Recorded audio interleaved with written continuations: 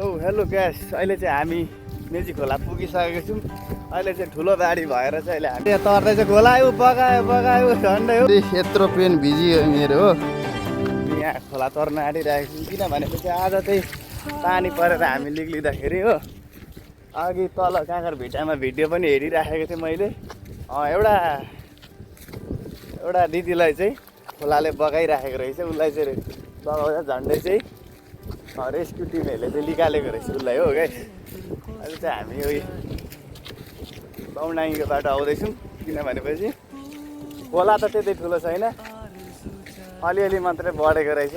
खासै गरी चाहिँ धेर त बढेको छैन रहेछ हो।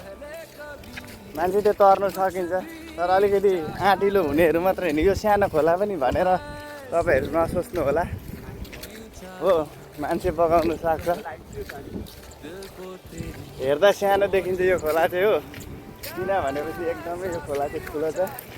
यहाँ पर चाहिँ पार्क छ हो, किनभनेपछि खोला चाहिँ यहाँ छ। अब यत्रो ठुलो खोला चाहिँ सबैभन्दा यहीँ मान्छे र पनि तर्दैछ। यहाँ परदेखि र साथी पनि यहीँ खोला तर्दैछ।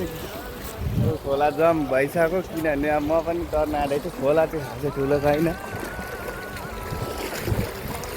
ट्रेन चाहिँ भिज्छ होला हौ।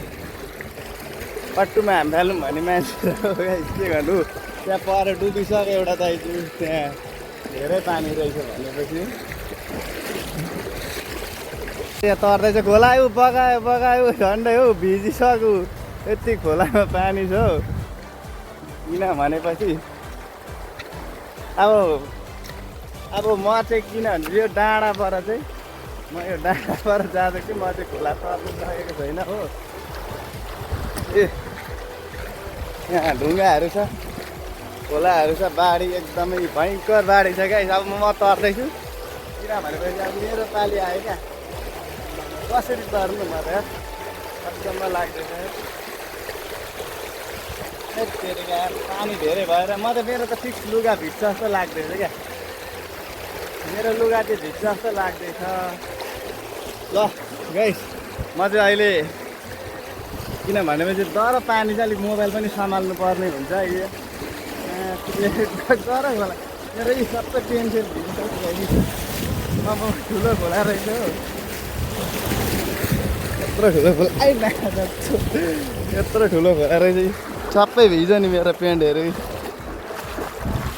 फुल पेन्ट लाग्यो डुबिसक्यो हो।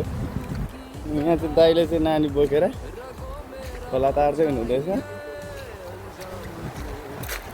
यत्रो पेन भिजियो मेरो हो, त्यसको पनि यहाँ